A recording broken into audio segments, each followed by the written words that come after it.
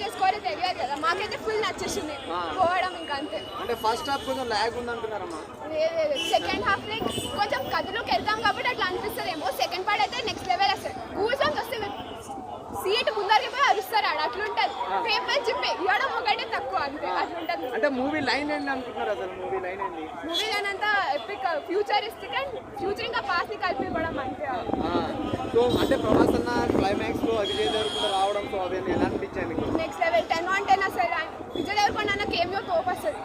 ఆయన ఇలాగా ఇంకా స్పాయిలర్స్ వచ్చేసి ఎక్కువ అడిగితే మీరు. సో ఇంకా ప్రభాస్ అన్న ఇప్పుడు ఇంకొకటి ఇంటర్వెల్ సీన్స్ చాలా బాగుందంటున్నారు, మీకు ఎలా అనిపించింది? అసలు ఇంటర్వెల్ వస్తున్నప్పుడు గూస్ బంప్స్ వస్తాయండి. గూస్ బంప్స్ వచ్చేస్తూనే అంటే అసలు ఇంటర్వెల్ ఎట్లా వస్తుంది, నెక్స్ట్ పార్ట్ కి ఇట్లా కనెక్షన్స్ అనమాట. అంతా మొత్తం సస్పెన్స్ లో ఆపేస్తారు. దీపికా పదుకొని వస్తారు. క్రేజ్ మూవీ మాత్రం. మరి దీపికా పదుకొని గారు ఎలా చేశారు? ఆమె క్యారెక్టర్ ఏంటని అయి ఉండొచ్చు. దీపికా పదుకొని గారి క్యారెక్టర్ అలా మీరు అడిగేదానికి స్పాయిలర్స్ వస్తాయి. సరే ఓవరాల్ ఒక్క మాటలో ఏం చెప్తారు సినిమా గురించి? రామ్ ప్రసాద్ తో 10/10 మూవీ చూడాలి.